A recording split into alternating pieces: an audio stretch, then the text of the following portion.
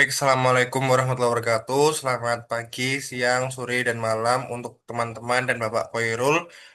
Di sini kami dari kelompok 2 izin untuk mempresentasikan hasil pekerjaan atau hasil proyek kami dari mulai minggu pertama hingga minggu ke-15 saat ini, yaitu pada saat ini, kami akan menjelaskan atau mempresentasikan terkait Gathering Information User Need, sistem reservasi ruang kelas atau laboratorium di BPNS. Sebelumnya perkenalkan terlebih dahulu, saya sendiri yang Margalang Kasetio, NRP 78. Saya Betari Mediva, NRP 66. Saya Revasi Winarnifaki, NFP 75. Baik, di sini studi kasus yang kami ambil atau pilih yaitu terkait sistem reservasi ruang kelas atau laboratorium di BPNS dengan metode yang kami lakukan yaitu melalui metode wawancara, observasi, dan kuesioner. Di sini terdapat ringkasan untuk proses gathering yaitu kami telah melakukan tiga metode tersebut yang dimana dari hasil observasi dan wawancara atau kuesioner tersebut kami memperoleh hasil bahwa peminjaman ruang dilakukan secara pencatatan manual dan pengajuan prosesnya itu tidak terlalu cepat. Soalnya kuesioner juga disebarkan untuk memperoleh data kuantitatif terkait tingkat kepuasan dan dari hasil ketiga metode ini memberikan gambaran menyeluruh mengenai kebutuhan mahasiswa dan kelemahan sistem yang lama. Untuk hasil wawancara di sini dilakukan kepada mahasiswa dari program studi teknik perpipaan sendiri untuk memperoleh informasi terkait peminjaman ruang kelas dan laboratorium yang berlaku saat ini serta kebutuhan terhadap sistem yang lebih efisien. Di sini beberapa mahasiswa menyampaikan harapannya terkait kendala dan harapannya terkait peminjaman ruang dan laboratorium di PPNS ini eh, seperti harus menghubungi pihak pengelola secara langsung, keterlambatan konfirmasi, serta tidak ada informasi ketersediaan ruang secara real time. Di sini harapannya yaitu adanya sistem yang berbasis web dapat digunakan untuk melakukan reservasi ruang dengan langkah yang mudah dan cepat. Lalu di sini hasil observasi berdasarkan proses peminjaman ruang diperoleh sebagai berikut. Pengajuannya itu masih dilakukan secara manual seperti dilakukan pengisian formulir dengan mendatangi pihak PAK atau Badan Administrasi Mahasiswa. Lalu pencatatan ruang itu dilakukan secara konvensional atau tulis tangan. Lalu tidak ada sistem terpusat dan mahasiswa kesulitan untuk mengetahui sistem yang tersedia dan terjadinya keterlambatan. Lalu yang terakhir yaitu riwayat peminjaman tidak terdokumentasi dengan baik. Dari hasil observasi ini, peminjaman ruang yang masih manual menyebabkan keterbatasan dan akses informasi, kecepatan layanan, dan akurasi data. Selanjutnya bisa dilanjutkan teman saya, Betari Maidiva. Baik, untuk selanjutnya yaitu dari hasil kuesioner. Jadi kuesioner ini sudah disebarkan kepada sejumlah mahasiswa untuk memperoleh data secara kuantitatif terhadap proses reservasi ruang yang sekarang masih ada di PPNS. Yang pertama yaitu 50% responden menyatakan bahwa proses peminjaman ruang masih rumit dan memerlukan waktu lama karena dilakukan secara manual. Yang kedua, sekitar 50% responden mengalami kesulitan dalam mengetahui jadwal ketersediaan ruang karena tidak adanya sistem yang menampilkan informasi secara langsung.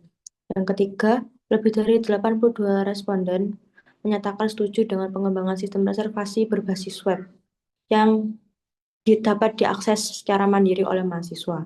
Yang keempat, fitur yang paling diharapkan oleh mahasiswa adalah notifikasi otomatis status peminjaman sebesar 36% responden, tampilan jadwal ruang secara real time sebanyak 45% responden, dan juga kemudahan akses melalui perangkat mobile sebanyak 27% responden.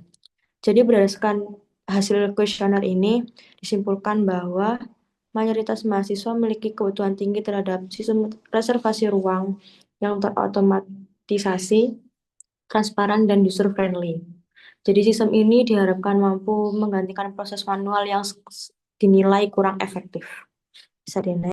Baik, untuk yang selanjutnya yaitu pada bagian hasil kebutuhan user yang akan dipaparkan oleh rekan saya yaitu Labas ini. Baik, di sini saya ingin menjelaskan tentang hasil kebutuhan user yang kita dapat terdapat 5 kebutuhan fungsional. Nomor satu, kebutuhan fungsional terdapat 5 poin. Untuk poin pertama yaitu sistem menyediakan fitur login yang dapat digunakan oleh mahasiswa. Yang kedua, pengguna dapat mencari ruang berdasarkan hari, jam, kapasitas, dan jenis ruang. Yang ketiga, sistem menyediakan fitur pemesanan online yang menampilkan konfirmasi ketersediaan ruang secara real time. Yang keempat, admin dapat mengelola data ruang, jadwal, dan pembinaan dengan menambahkan, mengubah, atau menghapus informasi yang diperlukan. Untuk poin yang kelima, pengguna maupun admin dapat mengakses riwayat peminjaman untuk keperluan monitoring. Yang keenam, sistem mengirim notifikasi kepada pengguna terkait status reservasi. Untuk yang kedua, ada kebutuhan non fungsional.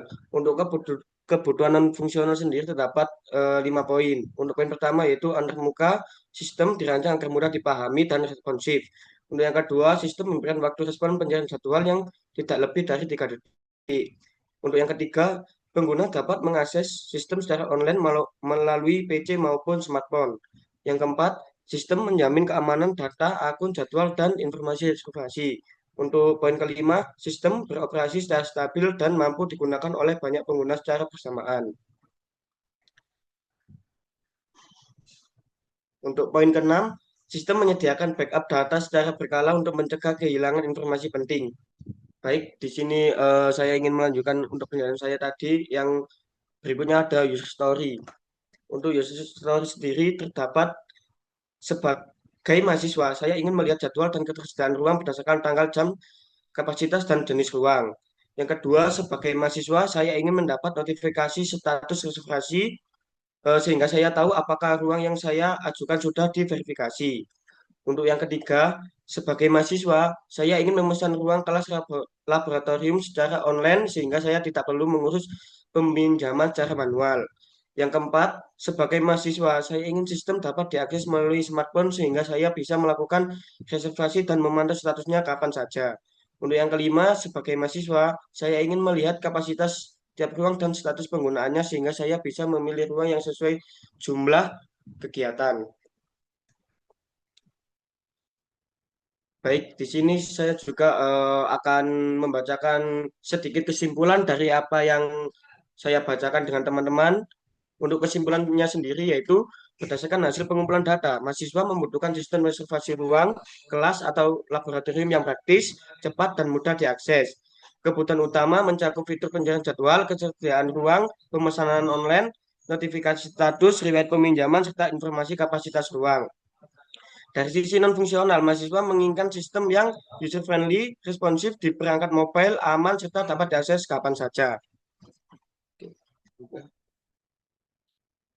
Baik, selanjutnya itu eh, di sini dari studi kasus yang kami lakukan, kita membuat adanya 11 use case. Yang pertama yaitu eh, di dalam tabel ini terbagi menjadi 4 kolom, yaitu yang pertama kolom use case keberapa, lalu nama use case-nya, dan aktor aktor utama, dan juga yang terakhir tujuan singkat. Seperti yang bisa kita lihat di sini, yaitu adanya use case satu, yaitu nama use case-nya mencari ruangan untuk aktor utamanya mahasiswa dengan tujuan singkat mencari ruang berdasarkan tanggal, jam, kapasitas, dan jenis ruang yang tersedia. Lalu yang kedua yaitu melakukan reservasi aktor utamanya mahasiswa, yaitu mengajukan permintaan peminjaman ruang kelas atau lab secara online. Lalu yang ketiga yaitu melihat status reservasi aktor utamanya mahasiswa dengan tujuan singkat melihat status pengajuan seperti menunggu, disetujui, ditolak yang telah dilakukan. Yang keempat, membatalkan reservasi aktor utamanya mahasiswa dengan tujuan singkat, yaitu membatalkan reservasi yang sudah diajukan apabila tidak jadi digunakan. Lalu yang ketiga yaitu memverifikasi reservasi dengan aktornya, yaitu pengelola ruang, dengan memeriksa dan memvalidasi pengajuan reservasi dari mahasiswa. Yang keenam, menyetujui atau menolak reservasi dilakukan oleh pengelola ruang, memberikan keputusan atas pengajuan reservasi ruang, disetujui atau ditolak. Yang ketujuh yaitu memantau penggunaan ruang, pengelola ruang yang melakukannya, lalu tujuan singkatnya memantau aktivitas pengguna ruang yang sedang berjalan langsung agar sesuai jadwal. Yang ketiga, yang kedelapan yaitu mengelola data ruang dilakukan oleh admin, yaitu menambah, mengubah, atau menghapus data ruang dari sistem. Yang kesembilan, mengelola data jadwal ketersediaan ruang dilakukan oleh admin, Tujuan singkatnya itu menyusun dan memperbarui jadwal umum ketersediaan ruang. Lalu yang ke-10, menerima hasil verifikasi dari pengelola ruang dilakukan oleh sistem notifikasi. Tujuan singkatnya menerima hasil verifikasi pengajuan dari pengelola ruang untuk diteruskan ke mahasiswa. Lalu untuk yang terakhir yang ke-11 yaitu mengirimkan notifikasi satu reservasi dilakukan oleh sistem notifikasi. Tujuan singkatnya mengirimkan pemberitahuan hasil reservasi seperti disetujui, ditolak, dan atau dibatalkan kepada mahasiswa. Selanjutnya yaitu ada diagram use case yang akan dijelaskan oleh Betari Maidiva. Eh, jadi untuk yang berikutnya yaitu diagram use case dengan nama diagram use case-nya yaitu sistem reservasi ruang kelas atau laboratorium yang dibedakan untuk aktivitasnya itu berdasarkan aktor. Jadi yang pertama untuk aktor mahasiswa di sini kegiatan yang dicakup yaitu mencari ruang, mengajukan reservasi, melihat satu reservasi dan juga membatalkan reservasi. Di mana untuk melihat satu reservasi dan membatalkan reservasi ini dilakukan extend. Jadi setelah melihat satu reservasi di extend langsung ke membatalkan reservasi. Bisa di scroll ke bawah.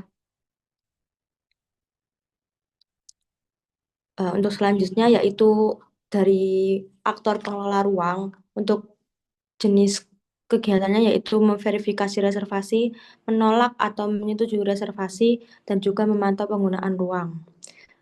Lalu yang selanjutnya ada aktor yaitu sistem notifikasi, di mana untuk kegiatannya yaitu menerima hasil reservasi dari sistem dan juga mengirimkan status reservasi ke mahasiswa. Dan juga di sini sistem notifikasi itu mencakup untuk melihat satu reservasi. Bisa di scroll. Lalu yang terakhir ada admin, di mana di sini admin itu mempunyai kegiatannya sendiri, jadi memang dibedakan untuk diagram use case-nya, di mana untuk kegiatannya yaitu mengelola data ruang, mengelola akun pengguna, dan juga menyusun jadwal umum. Lalu di sini selanjutnya ada deskripsi use case yang dimana di deskripsi use case ini akan dijelaskan setiap aktivitasnya dan aktornya, lalu prakondisi, alur utama, alur alternatif, dan pasca kondisi. Seperti use case pertama ini yaitu mencari ruang atau melihat jadwal ketersediaan ruang dengan aktor mahasiswa. Lalu prakondisinya mahasiswa telah login ke sistem. Alur utama yaitu yang pertama mahasiswa membuka menu cari ruang. Yang kedua mahasiswa memasukkan filter pencarian tanggal, waktu, kapasitas, atau jenis ruang. Yang ketiga sistem menampilkan daftar ruang yang sesuai dengan kriteria pencarian. Lalu di sini alur alternatifnya 3A, tidak ada ruang yang sesuai. Sistem akan menampilkan pesan ruang tidak tersedia. Untuk pasca kondisinya, mahasiswa memperoleh daftar ruang yang tersedia untuk reservasi. Lalu selanjutnya, use case yang kedua yaitu melakukan reservasi, aktornya itu mahasiswa. Lalu dengan prakondisi, mahasiswa telah menemukan ruang yang tersedia. Alur utama yang pertama, mahasiswa memilih ruang dan jadwal yang tersedia. Yang kedua, mahasiswa mengisi formulir peminjaman seperti tanggal, waktu, dan keperluan. Lalu yang ketiga, mahasiswa mengirimkan permintaan reservasi. Yang keempat yaitu sistem menyimpan data dan meneruskan ke pengelola ruang untuk verifikasi. Lalu untuk alur alternatifnya di sini ada 2A. Apabila data belum lengkap, sistem akan menampilkan pesan kesalahan. Untuk pasca kondisinya, reservasi tercatat dan menunggu verifikasi pengelola ruang. Lalu yang ketiga di sini untuk melihat status reservasi untuk aktornya itu mahasiswa dan prakondisinya mahasiswa memiliki pengajuan reservasi aktif. Alur utama yang pertama, mahasiswa membuka menu satu reservasi. Dua, sistem menampilkan daftar reservasi beserta status menunggu, disetujui, ditolak, dibatalkan. Yang ketiga, mahasiswa memilih salah satu reservasi untuk melihat detailnya. Yang selanjutnya itu alur alternatifnya untuk ada di 2A jika tidak ada reservasi aktif, sistem menampilkan pesan belum ada reservasi. Pasca kondisinya, mahasiswa mengetahui status terkini dari pengajuan ruang.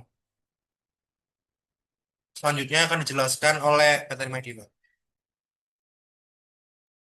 Baik, untuk UC04 yaitu membatalkan reservasi dengan aktor mahasiswa dengan prakondisi mahasiswa memiliki reservasi aktif yang belum digunakan. Alur utama yang pertama, mahasiswa membuka daftar reservasi aktif, lalu mahasiswa memilih reservasi yang ingin dibatalkan. Sistem meminta konfirmasi pembatalan, mahasiswa menekan konfirmasi pembatalan dan sistem perbarui status menjadi dibatalkan dan mengirim notifikasi. Untuk alur alternatif ada di 3A, mahasiswa membatalkan proses dan sistem kembali ke halaman sebelumnya. Pasca kondisi, reservasi dibatalkan dan status diperbarui. Bisa di next. Lalu untuk UC05 yaitu memverifikasi reservasi dengan aktor yaitu pengelola ruang. Prakondisi terdapat permintaan reservasi dari mahasiswa dengan alur utama, pengelola membuka daftar reservasi yang menunggu verifikasi, pengelola memeriksa detail permintaan dan jadwal ruang, lalu pengelola menentukan apakah data valid untuk diverifikasi lebih lanjut, dan sistem mencatat hasil verifikasi sementara. Untuk alur alternatif ada di 2A, data reservasi tidak lengkap, dan sistem menandai status perlu revisi. Untuk pasca kondisi, reservasi siap untuk tahap keputusan, disetujui atau ditolak. Lalu selanjutnya ada UC06, menyetujui atau menolak reservasi dengan aktor pengelola ruang. Prakondisi reservasi telah diverifikasi oleh pengelola ruang. Alur utama yaitu pengelola membuka daftar reservasi yang telah diverifikasi, pengelola memberikan keputusan setuju atau tolak, pengelola menambahkan catatan jika diperlukan, dan sistem perbarui status reservasi dan meneruskan hasil ke sistem notifikasi. Untuk alur alternatif, terdapat di 2A yaitu pengelola menunda keputusan dengan hasil sistem menyimpan status menunggu keputusan. Pasca, pasca kondisi yaitu reservasi memiliki status akhir yang siap dikirimkan ke mahasiswa. Baik, yang selanjutnya yaitu UC07 memantau penggunaan ruang dengan aktor pengelola ruang. Prakondisi ada ruang yang digunakan berdasarkan jadwal yang disetujui. Alur utama, pengelola membuka menu monitoring ruang, sistem menampilkan daftar ruang yang sedang digunakan, pengelola memastikan penggunaan sesuai dengan data reservasi, dan jika ada pelanggaran, pengelola mencatat laporan. Alur alternatif di 3A tidak ada penggunaan ruang aktif, lalu menampilkan pesan tidak ada aktivitas berlangsung. Untuk pasca kondisi yaitu aktivitas ruang tercatat untuk evaluasi. Untuk yang selanjutnya akan dijelaskan oleh Raghasyini. Baik, di sini saya ingin menjelaskan deskripsi use case ke-8, yaitu mengelola data ruang. Untuk aktornya sendiri, yaitu admin, prakondisi, admin telah login. Untuk alur utamanya terdapat 4 poin, yaitu poin pertama, admin membuka menu data ruang. Yang kedua, admin menambah, mengubah, dan menghapus data ruang. Yang ketiga, sistem menyiapkan perubahan ke basis data. Yang keempat, sistem menampilkan pesan, data berhasil diperbarui. Untuk alur alternatifnya sendiri, yaitu data tidak valid, sistem menolak perubahan dan memberi pesan kesalahan. Untuk pasca kondisi, data ruang diperbarui dan dapat diakses pengguna lain. Untuk use case ke-9 yaitu mengolah jadwal ketersediaan ruang.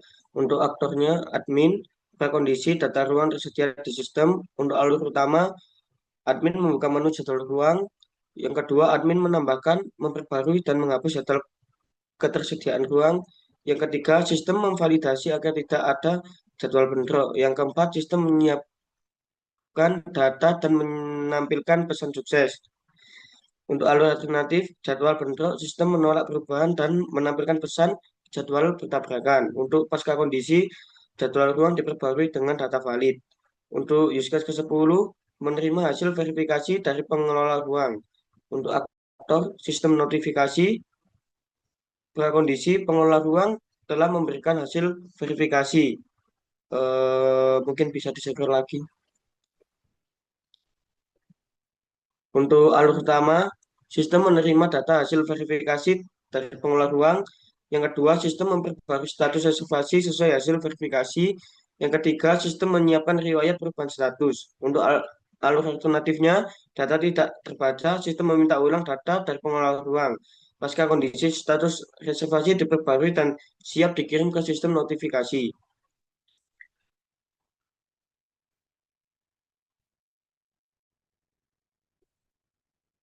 Untuk selanjutnya terdapat use case ke-11 yaitu mengirimkan notifikasi status reservasi. Untuk aktor sistem notifikasi, prakondisi sistem telah menerima pembaruan status reservasi.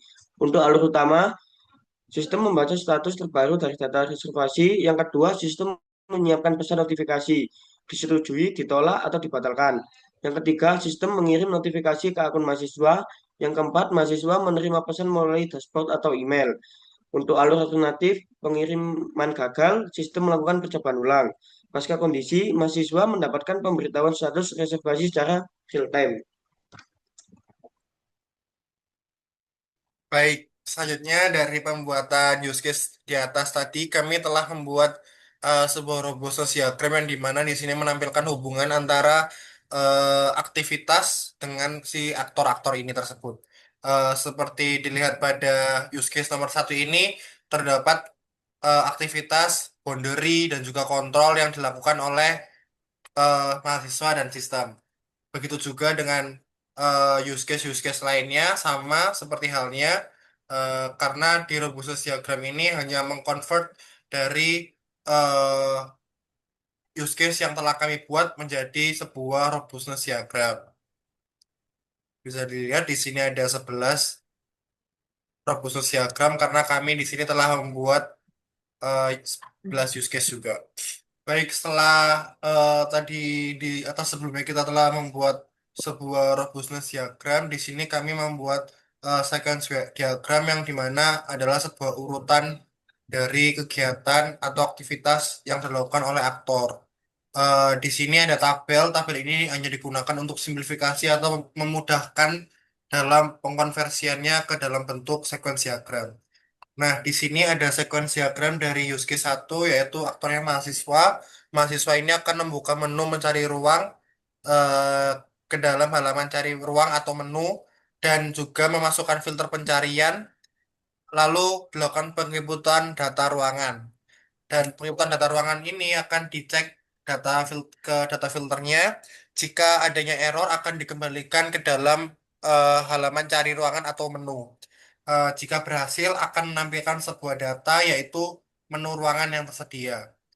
Lalu di use case yang kedua ini mahasiswa dapat melakukan memilih ruangan di halaman reservasi dan memasukkan filter dengan menginputkan data. Lalu data akan dicek. Lalu ketika data itu error akan kembali ke dalam halaman reservasi, dan ketika data itu tuh ter- tercatat atau reservasi tercatat akan ada ke dalam halaman konfirmasi. Lalu yang ketiga di sini ada aktornya mahasiswa juga. Lalu mahasiswa ini dapat buka menu di halaman satu observasi dan menampilkan daftar, lalu menginput data, dan sama halnya data tersebut akan dicek, dan ketika error akan kembali ke dalam halaman satu reservasi, dan ketika reservasi terkini itu ada halaman detail reservasi akan ditampilkan. Selanjutnya di use case keempat akan dijelaskan oleh Bapak Medivio. Baik, yang selanjutnya yaitu use case 04, di mana di sini mahasiswa dapat membuka menu dan memilih reservasi yang akan ditujukan ke halaman reservasi. Lalu di halaman reservasi ini bisa mencek data dan jika dan memvalidasi data oleh user controller, dan jika terjadi error akan dikembalikan ke halaman reservasi, dan jika berhasil nanti notifikasi reservasi itu dibatalkan dan akan terinput di halaman status reservasi. Next.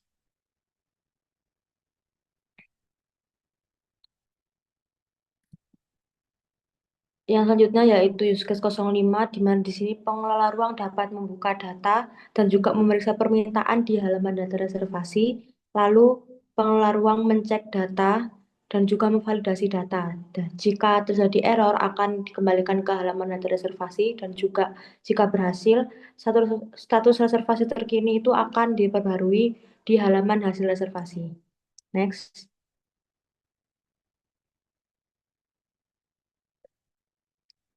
Yang selanjutnya yaitu pengelola ruang dapat membuka data dan juga memeriksa data reservasi di halaman data reservasi, lalu mencek data dan juga memvalidasi data. Jika terjadi error akan dikembalikan ke halaman data reservasi, dan jika berhasil hasil reservasi tadi dapat ditampilkan di halaman notifikasi.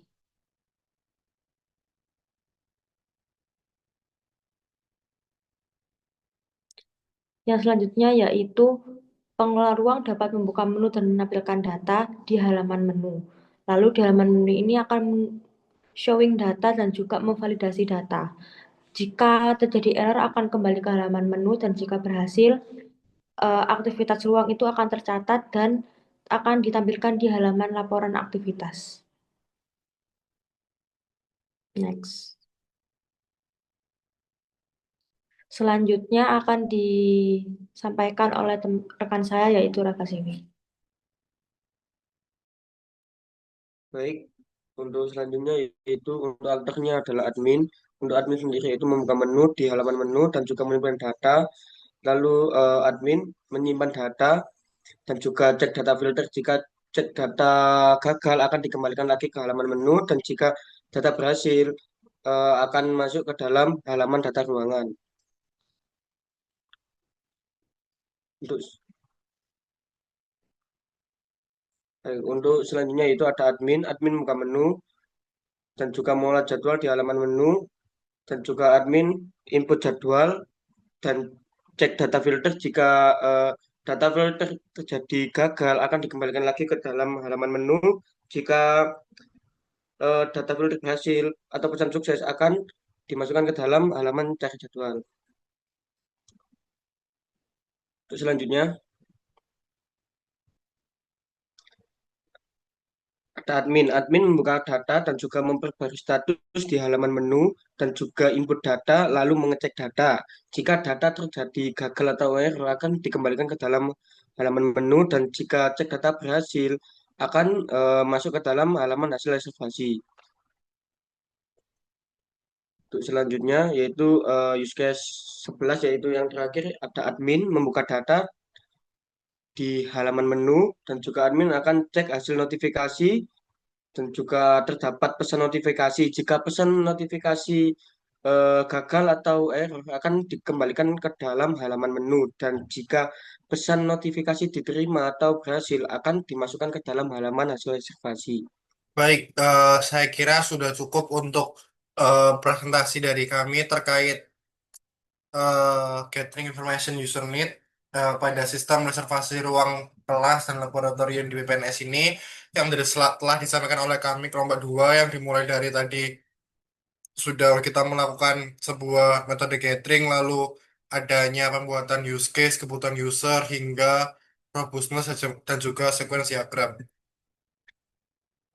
Sebelumnya saya dapat cukupkan. Terima kasih. Wassalamualaikum warahmatullahi wabarakatuh.